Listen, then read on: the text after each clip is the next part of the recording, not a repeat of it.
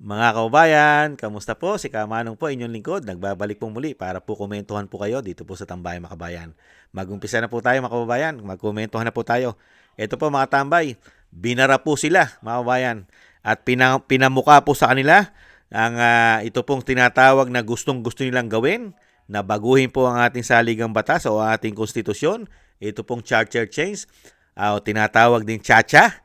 Ito po mga tambay, binara po sila. At ipinakita po ang realidad. Ito pong ating pong Supreme Court. Si Supreme Court Senior Associate Justice Marvic Leonen, mga kababayan. Ito po sa mga nagbabalak na baguhin po ang 1987 Constitution. Ito po ang paliwanag ni Associate Justice Leonen, mga kababayan. Umpisa na po natin. Kasi nga po mga kababayan, bago po natin umpisahan, kasi nga po, ito na rin po kasi ang isa sa alas nila. Ito po kasi ay isa na rin pong pamamaraan nila para po makaligtas sila at manatili po sila sa kapangyarihan. Real talk. Hindi po ba? Makaligtas po sila sa mga ginawa po nilang kademonyohan, kabalbalan, pagnanakaw, pamumulitika. Ito po kasi ay isa sa solusyon nila. Umano. At siyempre, manatili sa kapangyarihan at hindi na mawala ito sa kanila. Hindi po ba? Kaya kailangan nilang baguhin, mga kababayan. At ito naman po ang sinabi ni Senior Associate Justice Leonen.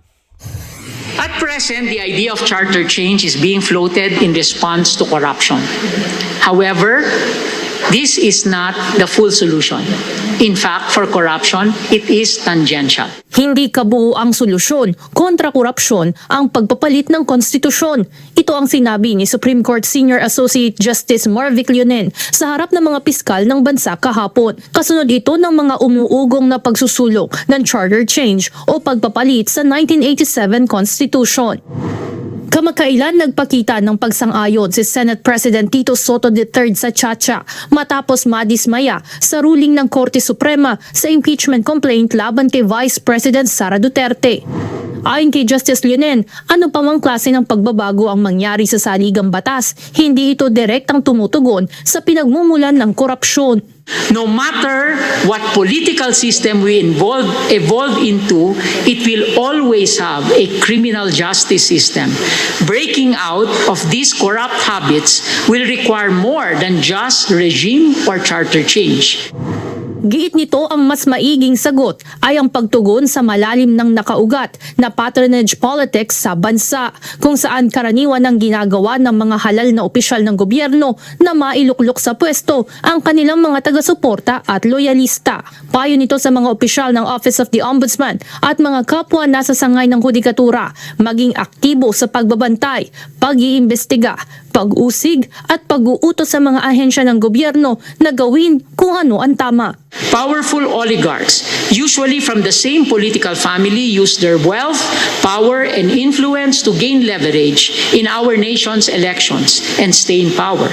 Patronage politics is also pervasive, further entrenching the privileging of connections over merit. Dagdag pa nito, kapag ang mga lider ay sumusunod sa batas at gumagawa ng tama, susunod din ang kanilang mga nasasakupan. Pagbibigay diin niya, mahalagang magsilbing mabuting halimbawa ang mga opisyal ng pamahalaan upang maiwasan ang katiwalian sa hanay ng mga empleyado. Sang-ayon rin dito si Ombudsman Remulla at plano pang gawing mas proactive ang kanyang ahensya sa pamamagitan ng paglalatag ng mga reforma. Mabigat ang kalaban ng Ombudsman. Corruption kasi maraming pera sa corruption. Kaya nakalaban namin pera. Kaya dapat nakaplano kami. Dapat we act as a team. And we're able to not only respond but to take initiatives to the people tungkol sa dapat mangyari sa ating lipunan. Evan Alvarez, UNTV. Mas matindi po kalaban ng Pilipino. Kayo, umano. Kayo po ang matinding kalaban umano ng mga Pilipino. Hindi kaya ang mga halal ng bayan at ang mga inappoint sa gobyerno sa panahon po ng binagawang Pilipinas, kayo po yata talaga ang number one kalaban ng taong bayan umano, lalo-lalo po sa korupsyon. Hindi po ba Boeing? Nagtatanong lang si Kamanong. Hindi po ang malaking pera.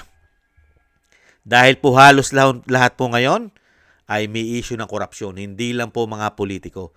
Yan po ang real talk. At totoo po yung sinasabi po ni Justice Leonen. Kung ang pinuno ay maayos maglingkod at hindi magnanakaw, susunod po sila rito hanggang sa baba. Nakita po natin yan. Nakita po natin yan noong panahon ni dating Pangulong Duterte. Hindi po ba? Dahil hindi korap si dating Pangulo, hirap na hirap silang gawa ng issue ng korupsyon. Nakita nyo po, halos lahat sumunod. Nakakita po ba tayo sa panahon ni dating Pangulong Duterte na hindi naman po binago ang konstitusyon, hindi po nagkaroon ng chacha o charter change sa panahon ni dating Pangulong Duterte. Pero, nalimitahan, nakontrol ang korupsyon. Hindi po ba? At wala po tayong ganitong kalaking problema sa Kongreso na grabe po katalamak ang insertion allocable. Bilyon-bilyon. Meron po ba sa panahon ni Duterte yan? Ganyan po katalamak ang korupsyon sa Kongreso, sa Senado at House of Representatives? Di po ba? Kaya nga yung sinasabi ni Justice Leonen, hindi solusyon ang charter change sa panahon ngayon. Dahil ang charter change ay hindi makakatulong para sugpuin ang korupsyon. Hindi po ba? Dahil mismo ang korap at na nagbibigay ng malaking problema na pagnanakaw sa ating bansa ay mismo ngayon nasa gobyerno. Hindi po ba? Tapos ngayon, gagawa ka ng solusyon, katulad na sinasabi ni Tito Soto, na tinatawag din pong nasa Wambol University raw po nakatapos yan, para solusyon niya, yata ay baguhin ang saligang batas o itong konstitusyon natin na tinatawag na charter change. Dahil nga raw po, iba na raw po ang pagkakaunawa ng mga justices natin. Katulad po ni Senior Associate Justice Leonen. Nakita nyo po? Nahandun pa ang pangunawa, hindi nababago ang pangunawa ng mga justices natin na talagang talamak ang korupsyon at dapat baguhin dahil mababago lang yan sa leader. Hindi nyo po ba yun? Yun ang logic dun eh. Pagka pinakinggan nyo po yung statement ni Senior Associate Justice Leonen, nasa leader. Leader. Pagka maayos ang leader, yung puno. Pagka kasi maayos ang puno, nagiging maayos ang sanga, pati ang bunga. Ngayon po ba, maayos po ba ang puno? Pumipirma na isang damukal na budget, trilyon, mahigit 6 trilyon, at pinipirmahan niya. Napakaraming isinisingit na insertion at allocable, at marami pa mga extraordinary. Sinisingit. Pati pala siya meron. Meron pala din siya, na singit na 100 billion. Di po ba? Ayon po mismo kay Saldico. At pati ang anak, meron. Pati ang pinsan. At isang damukal na mga congressman at senador, nakalyado yata nila. Di po ba? Tapos ngayon, pinamuka po yan kay Tito Soto. Nagigil na dapat na raw po, napapanahon na baguhin na raw po ang saligang batas o ang ating konstitusyon. Ito pong 1987 konstitusyon. Baguhin na, ayon kay Soto. Hindi po ba dapat ang baguhin po yung mga senador na matagal na po tayo pinagluloko, katulad po na isang senador na 5 beses na naging senador, pabalik-balik, pero hindi pa rin po nila nasolusyonan ang talamak na korupsyon nila, Di po ba? Nagkaroon po ba ng solusyon sa korupsyon nila? Na 5 beses na siya naging senador? At pati po ang mga congressman, pabalik-balik? Nagkaroon po ba sila ng solusyon mismo sa kanilang institusyon? Yan po malaking tanong po natin kay Soto kay Lacson. Pabalik-balik na po kayo riyan. Nagkaroon po ba kayo ng solusyon sa mga korupsyon nyo sa inyong institusyon? Ganyan din po sa congressman o sa House of Representatives, mga congressman. Speaker, si Speaker D, at yung dating speaker na tinatawag na Tambaluslos, nagkaroon po ba kayo ng solusyon sa korupsyon nyo riyan? Hindi po ba? Kaya nga po mga kababayan, ang tangi lang pong paraan at hindi naman po mangyayari dahil hindi po sila papayag na buwagin na po sila riyan dahil po sa napakalaking pakinabang. Hindi po ba? Bilyon-bilyon ang pakinabang nila riyan para maging congressman ka. Hindi po ba? Nakita nyo naman po, ang mga insertion nila, bilyon-bilyon. Ang anak ng presidente hindi bababa sa 15 billion. Ang tinatawag na Tambaluslos, kulang 15 billion din. At ang Pangulo, merong 100 billion. At merong pang dinideliver na 25 billion a month. Ayon kay Saldico, paano mo bubuwagin yung mga hayop na yan? Hindi ba? Sa dami ng pakinabang na nakukuha sa ating buwis, pati ang inuutang nila. Kaya nga po pinamuka sa kanila ni Justice o ni Senior Associate Justice Leonen. Hindi solusyon ang charter change. Ang solusyon, mga kabayan, buwagin mo ang korupsyon. At ang isa pang matinding solusyon ng bansa, palitan dahil ang leader. Hindi po ba? Pagka ang leader ay maayos, susunod sila sa leader. Yan po ang katotohanan. Nasa leader po ang problema. Kaya kumalat ang korupsyon at hindi charter change ang solusyon. Kasi pagka binigyan mo ng charter change ang mga hindot na yan, ang mga magnanakaw na yan mananatili po yan sa kapangyarihan. At lalo po tayong magkakaproblema at lulubog na po tayong tuluyan pagka yung mga tao na yan ang bibigyan mo ng kapangyarihan, lalong-lalo po kung ito'y mga magnanakaw. Protection po nila yan, real talk. At never na pong mawala sa kapangyarihan yan pag binago po nila ang ating saligang batas o ang ating konstitusyon. Ito pong 1987 Constitution. Di ba? Security. Seguridad ng kanilang lahi. Kalahi-lahian nila. Seguridad na yan.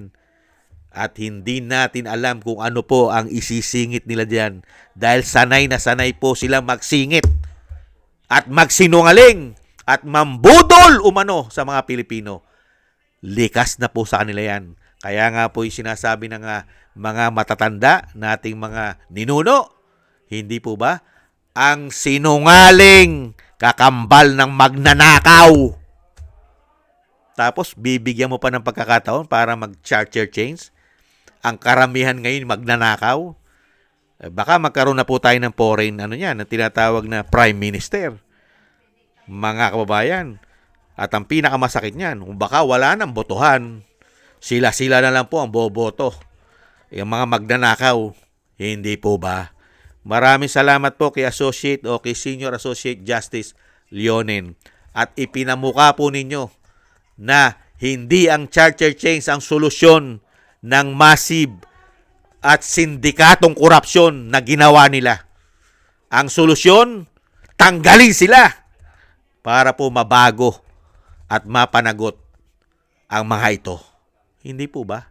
Maraming salamat po, Associate Justice Leonen. Mabuhay po kayo. At yan po, yan. Diyan po, pinamuka po kay Wambol. Kaya mahirap po mga kababayan yung salita ka ng salita, pero kulang ka naman sa kaalaman, yata. Tapos babatikusin mo ang Korte Suprema. Di kayo ngayon ang binatikos ng Korte Suprema. Hindi solusyon ang tsa-tsa. Ang problema ay ang inyong pagnanakaw. Walang problema ang tsa-tsa. Walang problema ang ating konstitusyon. Ang malaking problema ay ang pagnanakaw ninyo. Yan ang nagpapahirap sa bansa at nagpapahirap sa 100 milyong Pilipino. At kasama pa po ang ating mga kababayan na bumubuhay sa ating ekonomiya. Ang ating mga kababayang OFW, mabuhay po kayo. Kung hindi po dahil sa inyo, matagal na pong bagsak ang ating ekonomiya. Bagsak na nga. Kung wala pa tayong mga milyong OFW na nagdadala at nagbibigay ng remittance sa ating bansa, saan po pulutin ang ating bansa? pagka ganito ang nanunungkulan sa ating bansa. Pagka ganitong klaseng gobyerno ang binigay sa atin na panunungkulan. Hindi po ba? Thank you po mga kababayan at mabuhay po kayo mga OFW at mabuhay po kayo. Ingat-ingat po kayo mga kababayan. Ingat-ingat po. Thank you po sa gusto po ng ating tambayang mga kababayan sa YouTube at TikTok. At ganoon din po sa ating mga subscribers at sa mga nagko-comment, like, share, and subscribe. Mabuhay po kayo. Shoutout po sa inyo lahat. At syempre po sa mga nagbibigay po ng tulong at biyaya, shoutout po sa inyo lahat. Thank you po. Kay Eric Hershaw ng Canada, kay Tatay Nick ng Canada, kay Balance Vision TV, kay Gayat Shena, kay Annie Jo, ako si Pilam, Jesus Valdepena, Kingston ng Hong Kong, si Jake Yahut ng California, USA, Gina Ray ng Berlin, Germany, Julieta Silona ng Sydney, Australia, at Baby Roman at Ate Isa ng Cagayan. Thank you po sa inyo mga kababayan at ingat-ingat po kayo sa inyo po mga paggawa. At syempre po mga kababayan, tiis-tiis lang po tayo. Tiis-tiis lang po. At God bless po sa inyong lahat. Paalam. Bye-bye.